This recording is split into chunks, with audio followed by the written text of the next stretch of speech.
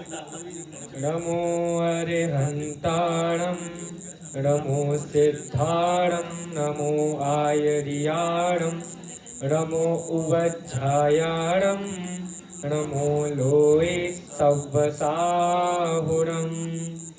अरुहा सिद्धायर्या उज्झाया साहु पंच परमेठी ते भी उचिठै आदे तम आदाहु में शरणम।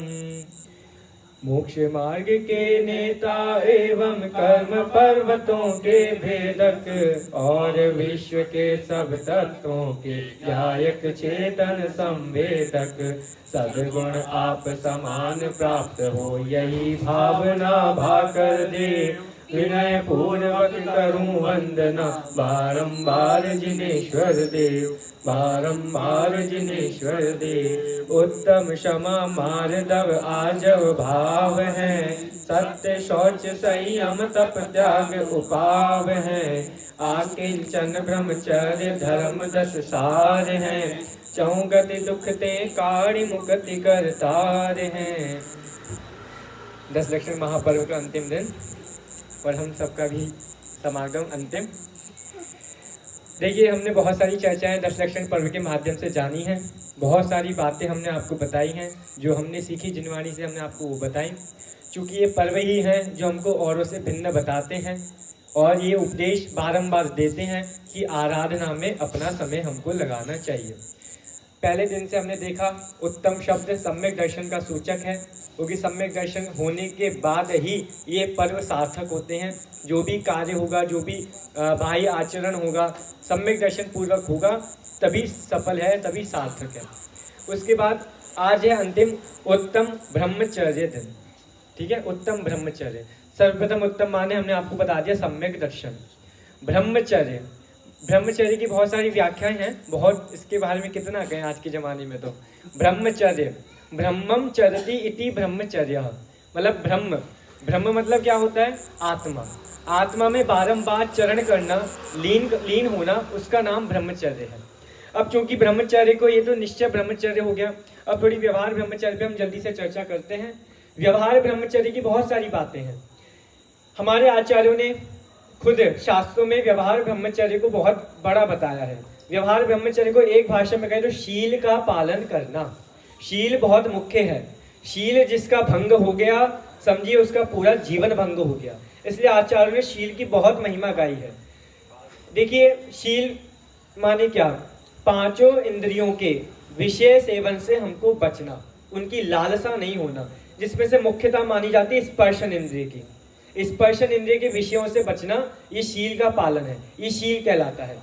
जैसे 9 बाड़ होते ना, आप लोगों ने सुना होगा, जैसे खेत में बाड़ लगाया जाता है जानवरों से बचने के लिए, ऐसी जीवन में 9 बाड़ शास्त्रों में, बनारसी दास जी ने बताया 9 बाड़ समय सार में, नाटक समय सार में 9 बाड़ होते हैं, उनका पालन करना चाहिए। अब 9 बाड़ों का नाम बताने की आवश्यकता नहीं, कोई बहुत सरल है, आप जो व्यवहार लौकिक में चलता है वो सब बताया है। अब हमें प्रश्न है कि मात्र स्पर्शन इंद्रिय के ही विषय से बचना उसका नाम शील है? तो विचार कीजिए, आचार्य जैसे ने टीका लिखी समय सार की, उसमें उन्होंने बताया एक शब्द आता है काम भोग। शब्द सुनो, काम भोग। काम भोग माने क्या? काम माने स्पर्शन और रसना इंद्रिय, उसमें उन्होंने काम में 2 इंद्रिय ली, और भोग में घ्राण, चक्षु, कर्ण, ऐसे उन्होंने 5 इंद्रियों के विषय सेवन से बचने का नाम व्यवहार ब्रह्मचर्य बताया कि 5 इंद्रियों के विषय सेवन में हमको नहीं लगना चाहिए। तो वही शास्त्रों में सब जगह स्पर्शन इंद्रिय की बात क्यों कही? क्योंकि हमने आज पूजन का छंद पढ़ा, उसमें भी स्पर्शन इंद्रिय की बात आई। तो देखिए बहुत सरल सा लॉजिक है। पूरे शरीर में 5 इंद्रियां हैं, लेकिन स्पर्शन इंद्रिय अखंड है। समझे आप? अखंड है। जैसे एग्जाम्पल, भारत में कितने राज्य? 29 राज्य। अब 29 राजस्थान, मध्य प्रदेश हैं, बहुत सारे, कर्नाटक, तमिलनाडु, बहुत सारे। तो राजस्थान बोलने से पूरा भारत आ गया क्या? नहीं, लेकिन भारत बोलने से सारे प्रांत आ गए। ऐसे उन्होंने स्पर्शन इंद्रिय बोली, मतलब सारी इंद्रियां आ गई, क्योंकि स्पर्शन इंद्रिय अखंड है। पूरे शरीर में स्पर्शन इंद्रिय, चक्षु तो यहीं पर ही है, कान यहीं पर ही है, गंध नाक यहीं पर ही है, लेकिन स्पर्शन इंद्रिय पूरे शरीर में अखंड है। अब पूजन में एक छंद आता है, संसार में विष बेल नारी तजी गए जोगीश्वरा। अब यहाँ पे क्या है, विश्व बेल नारी। अब थोड़ा यहाँ विचार करना है, बहुत सरल विवेचन है कि यहाँ पे नारियों की निंदा क्यों की गई है, ये प्रश्न उठता है। अब शास्त्र देखते हैं, भर भर के सभी जगह नारियों की निंदा की गई है। हमने आपको इस दिन बताया था ना नारियों की निंदा। तो देखो यहाँ लिखा, संसार में विश्व बेल नारी तजी गए योगीश्वरा। अब योगीश्वर ने संसार में नारियों को विश्व बेल के समान कहा है। अगर नारी विश्व बेल है तो क्या नर अमृत का पेड़ है क्या? वो भी तो विश्व बेल ही है। इसलिए देखो, नारी, नारी शब्द से हमको क्या ग्रहण करना है। अब यहाँ विचार करो, नारी है ना, नारी में कौन कौन आएगा? बहन, हमारी माताएं, हमारी बहनें। इसको ऐसे पढ़ सकते क्या? संसार में विश्व बेल जननी तजी गए योगीश्वरा, संसार में विश्व बेल भगिनी तजी गए जोगीश्वरा, संसार में विश्व बेल पुत्री तजी गए जोगीश्वरा। ऐसे नहीं पढ़ सकते, अनर्थ हो जाएगा फिर तो। उन्होंने मूल शब्द दिया नारी। नारी मतलब क्या? नर के हृदय में नारी के प्रति जो काम वासना है उसका त्याग करना, ये योगीश्वरों ने किया है। और ये तो नर के हृदय में नारी बस गई, नारी के हृदय में उल्टा, जैसा हमने यहाँ लगाया है वैसा अपन को वहां लगाना है। इसलिए इतना सा ब्रह्मचर्य में हमको जानना चाहिए। अब जगत में आप देखिए, ब्रह्मचर्य के नाम पे क्या क्या हंगामा चलता है, विचार करना। थोड़ा आप लोगों ने सुना होगा, जैसे आजकल बच्चों की भाषा हो गई है, हमको प्राइवेसी चाहिए, समझ गए ना, प्राइवेसी चाहिए हमको। तो अरे भैया, अब प्राइवेसी के नाम पर आजकल आप देखो जगत में हाल क्या हो रहा है। माता पिता की नहीं सुनते, माता पिता को कमरे में आने नहीं देते, हमें प्राइवेसी चाहिए। और अंत में कह देते हैं, आपने हमारे लिए किया क्या? तेरे को शील से बचाया, पूरे जगत से, कोलाहल से बचाया, अंत में ये बोल देते हमारे लिए किया क्या? ये शब्द सुनने को मिल जाते ना आजकल। अगर ऐसा नहीं होने लगे तो कोई वृद्धाश्रम नहीं बन सकता। लेकिन आजकल ब्रह्मचार्य के नाम पे क्या क्या, अब देखो ब्रह्मचार्य के नाम पे हम तो शांति से स्वाध्याय कर रहे हैं, और पूरा जगत देखो विदेशों में जाके ब्रह्मचार्य का क्या कोलाहल मचा हुआ है, कोई ब्रह्मचार्य नहीं है कहीं पर भी। इसलिए हमको विचार करना चाहिए, शील बहुत मुख्य है, शील का पालन हमको अवश्य करना चाहिए। अब इसलिए शास्त्रों में ब्रह्मचर्य दो प्रकार से है, मतलब ब्रह्मचर्याणुव्रत और ब्रह्मचर्य महाव्रत। मतलब आप एक स्त्री तो रख सकते हैं, ठीक है ना, लेकिन उसमें भी है, आपने एक स्त्री रखी लेकिन आप अन्य स्त्रियों के साथ संपर्क नहीं कर सकते, मतलब अन्य स्त्रियों को माता बहनों के समान जानना है, तो वो ब्रह्मचर्य अणुव्रत है। लेकिन ब्रह्मचर्य महाव्रत में कुछ भी नहीं होगा, ना कोई काम वासना, ना कोई बाहर में कोई क्रियाकांड, कुछ नहीं, ठीक है। इसलिए इतना सा ब्रह्मचर्य के बारे में आपको बताना था। सरल विवेचन है, इसके बारे में कितनी बातें कहें, बहुत सारी बातें हैं, कथाएं भी बहुत सारी हैं। सेठ, शील सुदर्शन सेठ, है ना, कितनी प्रसिद्ध कथा है, कितनी सारी सतियां हैं, सती सीता, अंजना, सोमा, अनंगसरा, इन सब के बारे में हम कथा सुनते हैं तो शील की भावना हमको जागृत होती है। अब देखो शास्त्रों में दोनों उदाहरण हैं, पुरुषों के लिए भी हैं और महिलाओं के लिए भी हैं। सतियों ने, अब महिलाओं को सीखना है सतियों से सीखें, पुरुषों को सीखना हो तो सुदर्शन सेठ, रामचंद्र जी, इतने सारे महापुरुष हुए, उनसे हमको सीखना चाहिए। अब ये तो बात हुई हमारी सामान्य ब्रह्मचर्य की, इतनी हमको आपको बतानी थी। आज का हमारा मुख्य विषय है जैन दर्शन की विशेषता है। दो प्रकार होता है, एक जैन दर्शन और एक जैन धर्म, ठीक है। दो शब्द सुने हमने, पहले दिन बताया था, जैन दर्शन, जैन धर्म। सामान्य इनका थोड़ा सा अंतर समझना है। जैन धर्म कहता है कि सत्य बोल, एग्जाम्पल बता रहा हूँ, धर्म दर्शन में क्या अंतर है हमें समझ नहीं आता, धर्म माने क्या, दर्शन माने क्या, सुनना। जैसे एग्जाम्पल, जैन धर्म कहता है सत्य बोलना चाहिए, झूठ नहीं बोलना चाहिए, एक विवेचन किया, ये जैन धर्म ने कहा ये वाली बात। अब जैन दर्शन क्या करेगा, मतलब दर्शन क्या करेगा इस पे, कि ये बात किन किन ने मानी, इसको सर्वथा मानेंगे तो क्या दोष आएगा, एकांत मानेंगे तो क्या दोष आएगा, झूठ कब बोलना चाहिए कब नहीं बोलना चाहिए, और बोलना चाहिए कि नहीं बोलना चाहिए, ऐसा ये दर्शन का काम है। धर्म तो कहेगा ये करो, लेकिन दर्शन उसका विवेचन करेगा पूरा, कि कब करना कब नहीं करना, कैसे करना कहाँ करना, ये पूरा दर्शन समझाएगा। धर्म और दर्शन में इतना सा सामान्य सा अंतर है कि धर्म हमको सिद्धांत बताता है और दर्शन उस सिद्धांत को कहाँ पर अपनाना चाहिए कहाँ पर नहीं अपनाना चाहिए, कैसे अपनाना चाहिए कब अपनाना चाहिए, ये दर्शन का नाम है। इसलिए हमने बताया था, हमको पढ़ाई हम पढ़ते हैं ना, जैन धर्म भी पढ़ते हैं और जैन दर्शन भी पढ़ते हैं, कि भाई एक मान्यता है तो उस मान्यता को किस किस ने क्या माना है और उसका खंडन दर्शन करता है कि उसका वो मान्यता सही नहीं है, ये दर्शन का इतना काम है। ठीक है, धर्म और दर्शन हमको समझ में आ गया। इसलिए भूल यही हो जाती है कि सब जैन धर्म पढ़ना चाहते हैं, जैन दर्शन कोई नहीं पढ़ना चाहता, बल्कि जैन दर्शन पहले पढ़ना चाहिए, बाद में जैन धर्म पढ़ना चाहिए। जैन दर्शन पढ़ेंगे तो हमारा माइंड खुलेगा कि कौन कौन क्या कहता है, फिर हमें पता लगाना चाहिए, परीक्षा करनी चाहिए, क्या सही है, वो आपका धर्म कहलाता है। इतना सा विवेचन है। जैन दर्शन की बहुत सारी विशेषताएं आपने सुनी होंगी, अहिंसा, सत्य, है ना, बहुत सारी विशेषताएं, परोपकार, बहुत सारी बातें हैं। हम कुछ विशेषता आपको बताना चाहते हैं, क्योंकि ये मैं अंतिम दिन इसलिए लेना चाहता हूँ कि भव्य जी भी सुन पाते हैं, पहले दिन तो ठीक है। देखिए, सबसे पहली विशेषता है प्राचीनता। बहुत ध्यान से सुनना, आज का विषय बहुत मार्मिक है। प्राचीनता। सबसे पहले आज जैन दर्शन को ये सिद्ध करना है, मैं धर्म नहीं बोलूंगा, जैन दर्शन बोलूंगा, बारंबार समझना आप लोग। जैन दर्शन को आज सिद्ध करना पड़ता है कि वो सबसे प्राचीन दर्शन है, ये सिद्ध करना पड़ता है। आप लोग बता सकते हैं 24 तीर्थंकर के नाम हम सभी को याद है। अब प्रश्न सुनना मार्मिक, जो जगत में भारतीय प्रश्न चलता है, 24 तीर्थंकरों में से कितने तीर्थंकर पौराणिक हैं और कितने तीर्थंकर ऐतिहासिक हैं? ये जगत में पहली बार प्रश्न सुना होगा आप लोगों ने, अब पता ही नहीं ना हमको। अब जगत में हम गुणगान करें मल्लीनाथ भगवान के, विमलनाथ भगवान के, हमको पता नहीं जगत मानता है कि नहीं मानता, ऐतिहासिक उसको मानता है कि नहीं मानता। देखो सुनना ध्यान से, थोड़ा फेमस है। देखो सबसे पहले ऐतिहासिक तीर्थंकर। ऐतिहासिक मतलब समझते हो, जिनको इतिहास ने प्रमाण मान लिया कि तीर्थंकर थे, वो ऐतिहासिक तीर्थंकर कहलाते हैं। तो भैया पहले के समय में ऐतिहासिक तीर्थंकर पता है कितने होते थे? सबसे पहले अंतिम उल्टा चलना अपन को, महावीर, पार्श्वनाथ और नेमिनाथ, 3 तीर्थंकर ऐतिहासिक माने जाते हैं, महावीर, पार्श्वनाथ, नेमिनाथ। लेकिन आजकल विद्वानों ने शोध खोज करके आदिनाथ की भी ऐतिहासिकता सिद्ध करके दिखा दी है। अब इतिहास बाकी तीर्थ इन चारों को ऐतिहासिक मानता है और बाकियों को पौराणिक मानता है। पौराणिक मतलब आपके पुराण में चर्चा होगी, लेकिन इनका उल्लेख तो हमें इतिहास में मिल जाता है, ये ऐतिहासिक तीर्थंकर है, इनकी सत्ता मान ली है। हम बाहर जाके गुणगान करें जीतनाथ भगवान के, संभवनाथ भगवान के, मानेगा ही नहीं। इसलिए आज प्राचीनता जैन दर्शन की सबसे बड़ी विशेषता है कि जैन दर्शन सबसे प्राचीन है। और दूसरी बड़ी विशेषता, ये धर्म या ये दर्शन व्यक्तिवादी दर्शन नहीं है, गुणवादी दर्शन है। कि बाकी आप विचार कीजिएगा, इस बिना माइक के बोलना पड़ेगा, विचार करना। जैसे अब बोलते हैं ना अपन,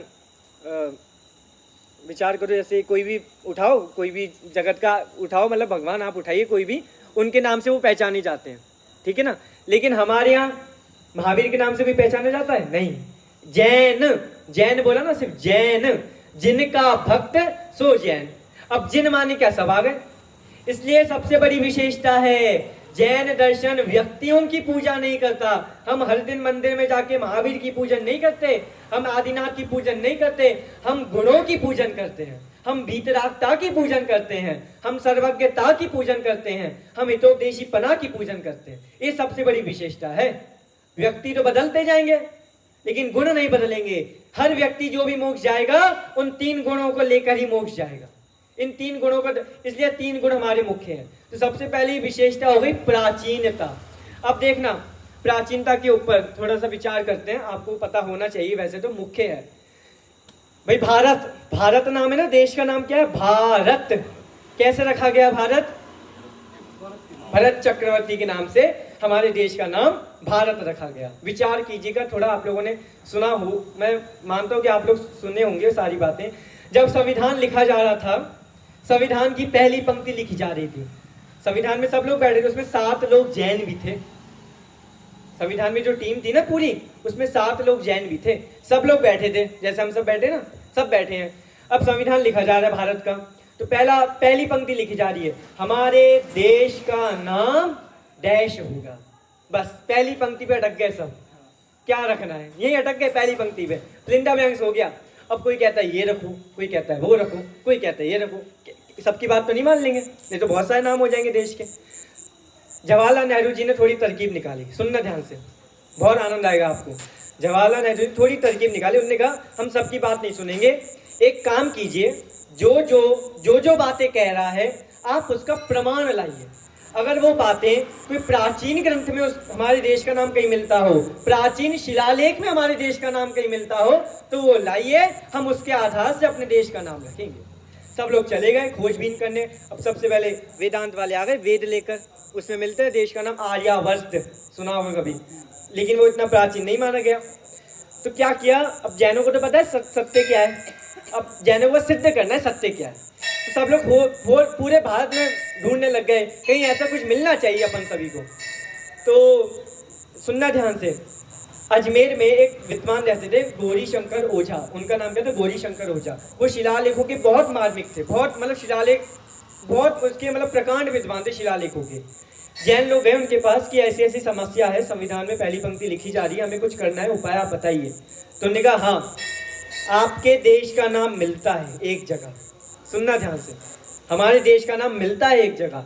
तो जैन गए, पूरी सभा में सबको पता है कि उनको पता है हमें, तो ये जवाहरलाल नेहरू जी, भीमराव अम्बेडकर सब उनके पास गए अजमेर में।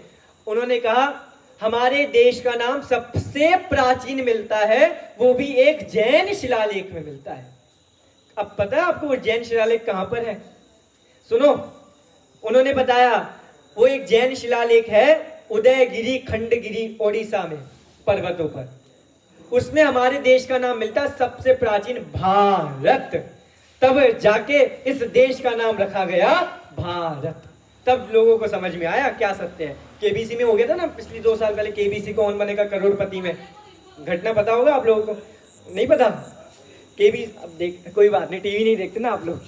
देखिए केबीसी में क्या हुआ, प्रश्न पूछ लिया ऐसा, अब उसमें 4 ऑप्शन है। अब जगत में यही प्रसिद्ध है, दुष्यंत के नाम से, दुष्यंत के बेटा भरत था, वो दुष्यंत वो शकुंतला वाला, उसके नाम से रखा गया। उसने ऑप्शन टिक भी कर दिया, सही ये वाला सही है। जैनों को स्वीकृत नहीं हुआ, भाई गलत कह रहे हैं तो। उसमें ऑप्शन था, आदिनाथ वाला भी ऑप्शन था, वो नहीं माना गया। तो भाई क्या किया, 2 साल पहले की घटना है, सभी मतलब जो जैन प्रसिद्ध विद्वान थे उन्होंने क्या किया, सारे प्रमाण इकट्ठे किए, राष्ट्रपति को, प्रधानमंत्री को और अभी जो चलाता है उसको, तीनों को भेजे। सुनना ध्यान से, तीनों को भेजे, सारे प्रमाण जितने एविडेंस है, जहां जहां जो जो हुआ सब भेजे। अब सब भेज दिए, तब जाके सबको समझ में आया कि बहुत बड़ी भूल हो गई है। बाद में उसने केबीसी में आके क्षमा मांगी कि हमने वो उत्तर गलत बोल दिया था। रिकॉर्डिंग है, आज सब देखना, मिल जाएगा आपको यूट्यूब पे। इसलिए हमको गर्व होना चाहिए, जिस भूमि पर हमारा जन्म हुआ वो भूमि का इतिहास क्या था, ये हम लोग नहीं जानेंगे तो कौन जानेगा। अब एक बार आप लोग के मन में प्रश्न आ रहा होगा, ये जो मैंने कहानी सुनाई ये हमने आज तक तो सुनी नहीं है, ये हो रहा होगा ना प्रश्न। अब संविधान की पुस्तक हम बाजार में लाएंगे, उसमें हमको ये कहीं नहीं मिलेगा। तो ऐसा मैं छिंदवाड़ा में भी सुनाई थी, उन्होंने पूछ लिया, मैंने अपने गुरुजी, हमको तो हमारे गुरुजी बताते हैं, तो सारी कहानी है तो, लेकिन संविधान में क्यों नहीं लिखी गई, प्रश्न ये संविधान में लिखी क्यों नहीं गई। तो आप विचार करो, जैसे हम कोई संस्था बनाए, हम सब संस्था के मेंबर है, सुनना एग्जाम्पल, संस्था बना रहे हैं, संस्था में पहला नियम बनाया कि भाई बच्चों को सुबह 4 बजे उठाया जाएगा, ठीक है, मैंने बोला 4 बजे उठाया जाएगा, आप लोगों ने बोला 5 बजे उठाओ, भाई बच्चे हैं इनको थोड़ा और दया आ गई, 6 बजे उठाओ, 7 बजे उठाओ, ठीक है ना, बहस हुई हमारी बीच में। हमने कहा 4, हम अब फाइनल हमने इतना माना 4 बजे ब्रह्म मुहूर्त का समय होता है, तो ब्रह्म मुहूर्त में उठेंगे, पढ़ेंगे तो उनको ही लाभ होगा, ठीक है। अब फाइनल निर्णय क्या हुआ, 4 बजे उठाना चाहिए। अब इतनी हमारी बीच में बहस हुई, तो सारी बहस वो फाइनल निर्णय पत्रिका में लिखी जाएगी क्या? उसमें तो सिर्फ निर्णय लिखा जाएगा ना। लेकिन अब इतना विचार करो, एक कथा भी मिलती है, सारे एविडेंस है। अपने परेड कब निकलती है, 26 जनवरी को निकलती है ना परेड, 2009 की बात है। 2009 में परेड निकाली गई, तो जैनों को ऑप्शन दिया आप भी परेड निकालो, झांकी निकालनी जैनों को, ऐसा कहा गया।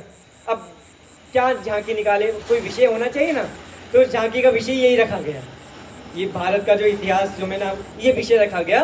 और पूरी उदयगिरी खंडगिरी की रचना बनाई, और रचना बनाने के बाद पूरा सब कुछ बहुत अच्छा बनाया। अंत में ऐसा होता है, जिसकी झांकी सबसे अच्छी होती है उसको फर्स्ट अवार्ड दिया जाता है, फर्स्ट नंबर। उस समय 2009 में सबसे ज्यादा प्रथम नंबर मिला हमारी झांकी को मिला। और झांकी की तस्वीर है, मैं भैया को भेजूंगा ग्रुप पर, देखना, ये हमारे इतिहास का गौरव है। और आज देखो हम लोग, जैन लोग ही नहीं जानेंगे तो कैसे काम चलेगा।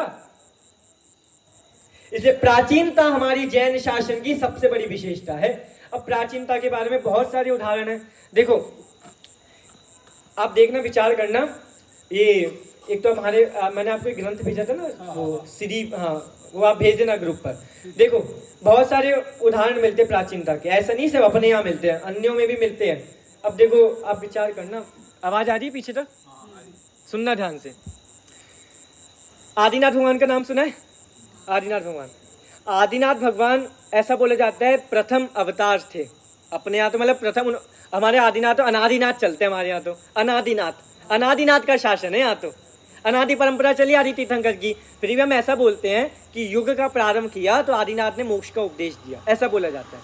अब ये मुस्लिम शासन में एक चलते हैं, कुरान पढ़ना कभी आप, कुरान में आदा बाबम शब्द आता है, आदा बाबम सुना होगा ना? बाबा आदम उल्टा हो गया ना, बस वही है, अन्य कुछ नहीं है, बस वही है, समझिए आप। और देखो ये इनके यहाँ पर वो आता है मनु, मनु शब्द आता है, मनु, मनु का प्रथम अवतार उन्होंने इनको ही माना है, हमारे आदिनाथ भगवान। कहीं ना कहीं जैन संस्कृति छुपी हुई है, बस निकालना हमको है। इसलिए वो भैया ने बताया शटलेशिया की कहानी, आपने उस दिन शटलेशिया का पहले दिन या दूसरे दिन, आप विचार करो शटलेशिया की कहानी, इतनी हमें तो सामान्य कहानी लगती है वो पेड़ वाली, उसके पीछे बहुत बड़ा मनोवैज्ञानिक बहुत बड़ा कुरान और बाइबल में ये कहानी दे रखी है। सेम, अंतर नहीं, सेम कहानी। उससे बस उन्होंने ये व्यवहार, हमें नेचर को बचाना चाहिए, इतना समझा दिया बस। कोई ना कोई कथा, कोई ना कोई बात हमारे यहाँ से ली ही गई है, बस हम नहीं जानेंगे तो क्या, कैसे काम चलेगा। ये जैन शासन की पहली विशेषता हो गई प्राचीनता। दूसरी विशेषता सुनिए, ये उदारता। जैन दर्शन की क्या उदारता है? शब्द समझे, उदारता।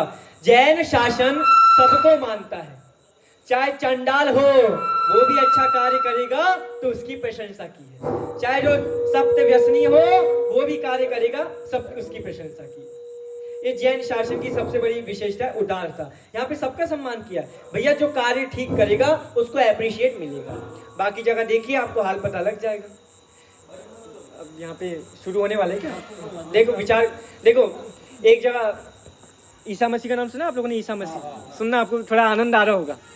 ईसा मसीह जी ने क्या किया, ऐसे शास्त्रों में उल्लेख है, अंग्रेजी जो इंग्लैंड के लोग थे उन्होंने लिखा है, ईसा मसीह अपने पालीताना ना, पालीताना ये भावनगर से आगे गुजरात में, ईसा मसीह पालीताना गए थे, जैन साधुओं के संपर्क में रहे 7 दिनों तक, और उन्होंने जैन धर्म के सिद्धांत सीखे, अकर्तावाद। आपको लगा ईसा मसीह को वो फांसी दी थी, क्यों दी थी? सुनना, उनने अकर्तावाद सीखा कि सभी स्वतंत्र हैं, कोई किसी का कर्ता धर्ता नहीं है, इतना समझ लिया उन्होंने। बहुत अच्छी लगी उनको बात, जैन साधु के संपर्क में रहे। अब वो वहाँ गए विदेश में, जहाँ पर उनका हुआ देख लेना, वहाँ पे गए, उनने बस सबको इतना समझा, उनकी भूल क्या थी, उन्होंने सबको बस इतना समझाया सभी जीव स्वतंत्र हैं, सब अपने सुख दुख के कर्ता स्वयं है। अब वहाँ तो ये पॉलिसी चलती है God is king, king is God. अब किंग को पता लगा ये क्या बोल रहा है, हम तो बोलते हैं हम भगवान है, तो बेटा आजा सूली पर, चढ़ा दिया सूली पर। समझे आप?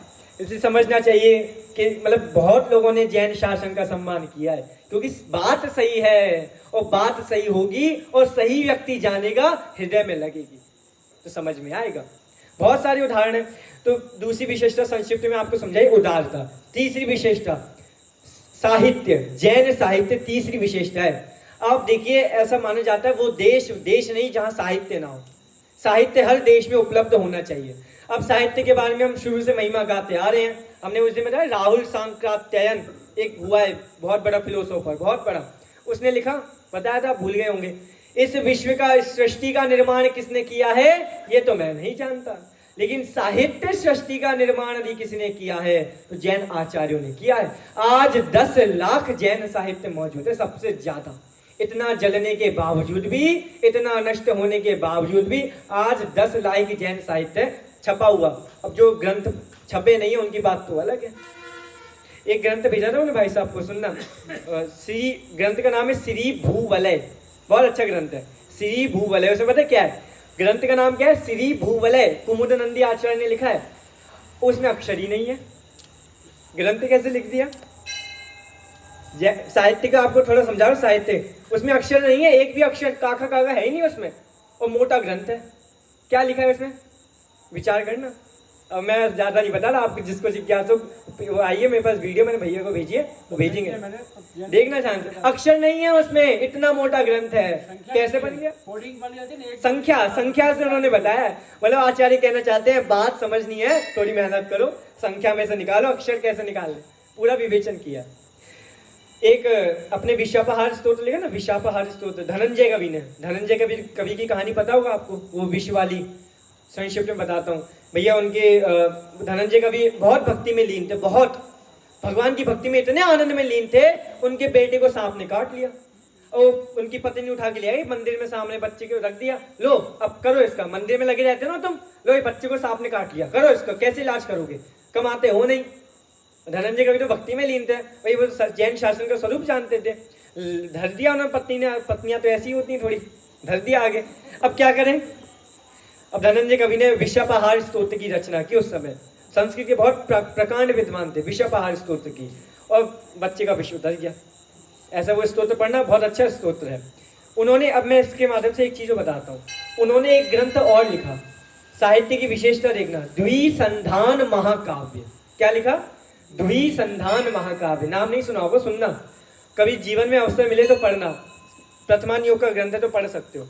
उसकी विशेषता है, उन्होंने लिखी है द्विसंधान महाकाव्य। उन्होंने कहा अगर आपको इस ग्रंथ को पढ़ना हो ना, तो पहली बार जब इसको A to Z पढ़ोगे तो रामायण समझ के पढ़ना, और दूसरी बार पढ़ोगे तो महाभारत समझ के पढ़ना। अलग विवेचन नहीं है, एक ही विवेचन है पूरा। बस पहली बार पढ़ोगे तो रामायण समझ के पढ़ना, तो समझ में आएगा, पूरी रामायण मिलेगी। और दूसरी बार पढ़ोगे A to Z तो महाभारत समझ के पढ़ना, पूरे महाभारत मिल जाएगा। अलग से कोई ऐसा नहीं कि एक खंड उन्होंने रामायण का रखा, एक खंड महाभारत का, पूरा A to Z ऐसा ही है। सोचो क्या क्या विशेषता है साहित्य की, जैन आचार्य की। देखो बुद्धि कितनी विशेष है। इसलिए आज बोलते हैं जैन साहित्य बहुत कम है। अरे भैया, इंजीनियरिंग का ग्रंथ, इंजीनियरिंग का विषय भी जैन साहित्य में मिलेगा। अलग अलग सारे विवेचन हैं। मतलब हमारे गुरुजी ने लेख लिखा है जैन साहित्य की व्यापकता, व्यापकता उस लेख का नाम है। उसमें ये बताया है कि संगीत के जैन शास्त्र इतने हैं, भूगोल के जैन शास्त्र इतने हैं, खगोल विज्ञान के जैन शास्त्र इतने हैं, समुद्र विज्ञान के जैन शास्त्र इतने हैं। इतनी सारी विशेषता है। एक वो लेखक हुए, अभी भी हैं, जिंदा है वो लेखक, डॉक्टर अलाउद्दीन हुसैन नाम है उनका। उन्होंने एक लेख लिखा था कोरोना के समय में, सुनना ध्यान से, लेख है हमारे पास, आप बोलोगे तो भेज देंगे हम आपको। उन्होंने लेख लिखा, लेख का विषय था 21वीं शताब्दी में बचने वाला दर्शन। लेखक का विषय क्या था? 21वीं शताब्दी में बचने वाला दर्शन। अब लेखक कौन था समझ लेना। अब उसने एक एक दर्शन पे लगाया, एक एक दर्शन पर सबके तर्क रखे कि ये जिंदा नहीं बच सकता, ये जिंदा नहीं बच सकता, ये जिंदा नहीं बच सकता 21वीं शताब्दी में। जैन दर्शन की बारी आई, पंक्ति लिखी है, वही सेम टू सेम पंक्ति बोलता हूँ। 21वीं शताब्दी में बचने वाला कोई दर्शन है तो वो एकमात्र जैन दर्शन है, वो भी अपने सिद्धांतों के बल पर। उसके सिद्धांत इतने प्रबल हैं कि उन सिद्धांतों को कोई तोड़ ही नहीं सकता। इसलिए देखो जैनों का आचार कितना उच्च है, जैनों का विचार कितना उच्च है। इसलिए बोला जाता है जगत में, आप लोगों ने सुनना कि अगर जैनों का आचार विचार अपना लो तो कोई भी मेडिकल नहीं खोलने की आवश्यकता पड़ेगी। जैनों के आचार विचार अपना लो तो कोई क्या ये अपना पुलिस चौकी खोलने की आवश्यकता नहीं पड़ेगी, क्योंकि जैन इतने पवित्र होते हैं, हृदय से आनंद है। इसलिए जैन शासन को समझना है तो पहले इन विशेषताओं को समझना चाहिए कि प्राचीनता एक विशेषता है, उदारता एक विशेषता है, और ये साहित्य एक विशेषता है। और चौथी विशेषता देखिए, अनेकांत स्यादवाद। इसकी महिमा तो हमने 8 दिनों तक गाई है, अनेकांत स्यादवाद की। कितनी विशेषता है अनेकांत स्यादवाद। एक और विशेषता है शब्द, अक्षर। अक्षर देखो एक बार क्या होता है, ये सुनना ध्यान से। ये अपने दिल्ली में संसद भवन के पास कोई एक भवन है, नाम भूल गया, वहाँ पर एक कॉन्फ्रेंस हुई। उसमें बहुत सारे देश विदेश के बहुत सारे लोग हैं। जर्मनी के एक प्रोफेसर, हमारे जैन हमारे गुरु भी गए थे, उनको भी बुलाया था। तो ये जर्मनी के एक प्रोफेसर है, सुनना ध्यान से। बहुत जर्मनी के प्रोफेसर ने, मतलब जैन विद्वान से क्या था, बहुत मार्मिक बात है। उन्होंने कहा कि आप लोग बहुत गलती करते हैं, भारतीय लोग बहुत गलती करते हैं। सुनना ध्यान से, थोड़ा अंतिम दिन है, नजर यहीं रख लो तो अच्छा रहेगा। सुनो ध्यान से, फिर देखते जाना, खुली सड़क है, जिसको देखना देखिए। देखो सुनो ध्यान से। उन्होंने कहा ये भारतीय लोग बहुत गलती करते हैं, इनके शब्दों के उच्चारण में बहुत गलती है। हमारे देश का नाम है जर्मनी। क्या नाम है? जर्मनी बोलते हैं अपन, जर्मनी। तो वो बोलते हैं, सुनना ध्यान से, आप लोग एक शब्द हम ऐसा है कि हमारे यहाँ आदत है सा को जा बोलने की, सा को जा बोलने की। जैसे शब्द है एक ट्रांजिस्टर, ऐसा आता है उसमें, हम बोलते हैं ट्रांजिस्टर, उच्चारण में ही निकलता है। विशिडम ऐसा आता है ना, उसमें हम जी में उच्चारण करके बोलते हैं। ऐसे उन्होंने बोला हमारे देश का नाम जर्मनी नहीं है, हमारे देश का नाम शर्मनी है। शर्मनी, शमणों की नगरी थी वो शर्मनी। ऐसा उनने खुद बोला है, वहां उल्लेख है, सारे उल्लेख है। हम बोलते जर्मनी, कैसा नाम हो गया। उन्होंने खुद बोला, प्रूफ दिखाया उन्होंने। आप देखो कैसे कैसे कहीं ना कहीं जैन। ये अंडमान निकोबार सुना ना, अंडमान निकोबार क्या है? अंडमान निकोबार सुनना, कभी सोचा अंडमान निकोबार क्या है? अरे भैया, अंडमान निकोबार एक समय जैन मुनियों का प्रमुख केंद्र रहा था। एक समय जैन मुनियों का प्रमुख केंद्र, उस शब्द से निकलता है अंडमान निकोबार, निग्गाबार, निर्ग्रंथ, प्राचीन शब्द था निग्गाबार, निर्ग्रंथ बार, वो निकोबार हो गया। समझा? ऐसी शब्दों में संस्कृतियां छुपी हुई हैं, बस निकालना आना चाहिए। अब पढ़ेंगे नहीं, समझेंगे नहीं, सुनेंगे नहीं, कैसे समझ में आएगा? और हम ही नहीं समझेंगे तो हमारे घर में माहौल कैसे? अब इतनी सारी विशेषता अगर आज युवाओं को या जैन बालकों को समझा देना, अपने आप हृदय से जैन अंकुर फूटेगा, अपने आप पढ़ने की भावना जगेगी। लेकिन इतना इतिहास हम लोग ही नहीं जानते तो कैसे काम चलेगा? इसलिए हमको समझना चाहिए। बहुत प्रसंग है। ये गोपाल दास जी बजाय की कहानी सुनी होगी आपने? गोपाल दास जी बजाय, वो ट्रेन वाली कथा सुनी होगी ना, संक्षिप्त में बता देते हैं। वो अजमेर में जा रहे थे, उनका बालक था छोटा सा है। उस समय नियम था कि 2-3 साल के बच्चे की टिकट नहीं होती थी। उनका 12 बज गए, 12 बजे उनका बच्चा वो 5 साल का हो गया था। उनने क्या किया, स्टेशन पर उतरे और टिकट लेने के लिए चले गए। सुनना ध्यान से, बहुत फेमस हुई है उस समय की घटना। टिकट लेने चले गए। वो कह रहा है कि मेरे बच्चे का आज जन्मदिन है, वो आज 5 साल का हो गया है, नियम के अनुसार, भारतीय कानून के अनुसार टिकट दे दो। अब वो जेल वाले कह रहे चले जाओ, कोई नहीं पूछेगा, अभी 2 साल और चलाओ। कोई नहीं पूछने वाला। वो नहीं मेरे को चाहिए, झगड़ा हो गया, आप मेरे को दो, मैं केस कर दूंगा, चाहिए तो बस चाहिए। अरे यार चल, कैसा आदमी है पागल। लोगों ने कहा, लोग भी आ गए, बाजू पड़ोसी तो जल्दी आ जाते तमाशा देखने, आ गए स्टेशन पर। सबने बोला चले जाओ, कोई कुछ नहीं कहेगा, कोई कुछ नहीं पूछेगा। और अगला स्टेशन उनका ही था, जयपुर या कोई आगे होगा, अगला स्टेशन था बस। फिर भी टिकट लेकर माने, टिकट ली बराबर और फिर गए। ये घटना इतनी प्रसिद्ध हो गई कि अगले दिन अखबार में फ्रंट पेज पर छप गई। और जवाहरलाल नेहरू उस समय भारत के प्रधानमंत्री थे, उनने पढ़ी और उनको एक जगह भाषण देने जाना था। उनने भाषण में पहला वाक्य यहीं से शुरू किया। वो सब है आज उपलब्ध, ये हम ऐसे मन से नहीं बोल रहे हैं, सब उपलब्ध है। उनने पहले भाषण में पहला अक्षर, पहला वाक्य ये बोला, सज्जनों आज आपने अखबार की प्रथम खबर देखी होगी। मैं कहना चाहता हूं, अगर सभी लोग इन जैनों की तरह ईमानदार हो गए तो हम पूरे भारत में सोने के रेलवे ट्रैक बिछा सकते हैं। ऐसा उन्होंने बोल दिया। ये भाषण भी उनका उपलब्ध है। वो कितने महान व्यक्ति थे गोपाल दास जी परैया। ऐसे जैनों का गौरव है। हमने सुबह बताया ना, जैनों को शपथ नहीं दिलाते थे अदालत में। पहली बात तो जैनों का केस अदालत में पहुंच जाए बहुत बड़ी बात है। आज तो देखो हाल क्या हो रहा है, पहुंच मिल जाएंगे हमको बहुत सारे। इसलिए हमको विचार करना चाहिए, कितने महान पुरुष हो गए, उन्होंने जैन शासन को जिंदा रखने के लिए अपने प्राणों की आहुति तक दे दी। एक अंतिम घटना सुनाते हैं, बहुत सारी बातें हैं, समय भी हो गया है। ये 1942 आज़ादी से पहले घटना हुई थी। हमारे एक विद्वान थे पंडित फूलचंद जी सिद्धांत महाशास्त्री, बहुत बड़े विद्वान थे। 2-3 और लोग थे। उनको क्या किया था, अंग्रेजों ने पकड़ के जेल में डाल दिया। क्योंकि देखो विचार करो, ये आरोप आ जाता है कि जैन आत्म प्रेमी तो होते हैं लेकिन राष्ट्र प्रेमी नहीं होते हैं, ऐसा आरोप लगाते हैं। हमने बहुत सारी, आप पूजन में पढ़े, संपूजका नाम, प्रतिपालका नाम, यतीन्द्र सामान्य तपोधना नाम, देशस्य राष्ट्रस्य पुरुषस्य राज्ञ, मतलब सारा देश राष्ट्र सुखी हो। हम हर दिन पढ़ते हैं। कौन कहता है जैन राष्ट्र प्रेमी नहीं है? जैन भी राष्ट्र प्रेमी है। ये पूज्यपाद सुखी रहे सब जीव, हाँ सुखी रहे सब जीव जगत के, वृष्टि समय पर हुआ वृष्टि। कितने राष्ट्र प्रेमी है जैन? तो भैया अब राष्ट्र प्रेमी की बहुत उदाहरण है, पुस्तक भी छपी है कि स्वतंत्रता आंदोलन में जैनों का योगदान, इतनी मोटी पुस्तक है, जैनों का योगदान क्या था, पढ़ना कभी। देख लो उन्होंने क्या किया, जेल में डाल दिया। मतलब वो आंदोलन में भी बहुत अच्छे थे, मतलब भारत को आज़ादी दिलाने में लगे हुए थे थोड़े।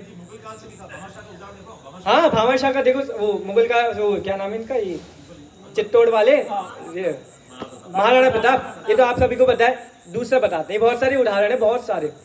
देखो एक उदाहरण ये, इनको जेल में पकड़ के डाल दिया, सुनना ध्यान से।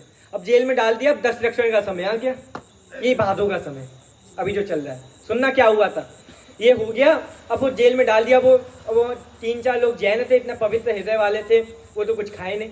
जेल का खाना कैसे खाएंगे? जेल का खाना तो कोई खा नहीं सकता, इतना अशुद्ध खाना, अभक्ष्य। तो उनने अर्जी लगाई। उनने क्या, समस्त जैनों ने अर्जी लगाई। इंग्लैंड में अर्जी गई और इंग्लैंड में अर्जी उन लोगों ने मानी, जहाँ उस समय जो भी था ब्रिटिशर, उसने मानी। और सुनो, उन लोगों ने जेल में जिन मंदिर से जिन प्रतिमा जेल में 10 दिनों के लिए स्थापित की, घटना है, 10 दिनों के लिए अभिषेक किया जेल में ही, अभिषेक हुआ, पूजन हुई, और खुद उन लोगों ने अपने हाथों से जेल में भोजन बनाया 10 दिनों तक। ये घटना 2 बार हुई है, एक 1942 में, 1943 में, 43 में भी 2 बार ऐसी घटना हुई है। हमें तो 10 लक्षण आनंद से मना रहे हैं। अब सच्चे 10 लक्षण तो उनने मनाए हैं, ऐसी विषम परिस्थिति में भी स्वाध्याय बराबर करते रहे। इसलिए बहुत सारी कहानियां हैं, कभी हम आंख खोल कर देखें तो जैन शासन हमको सब जगह दिखेगा। इसलिए हम शांति से विचार करें। आज का दिन बहुत बड़ा है।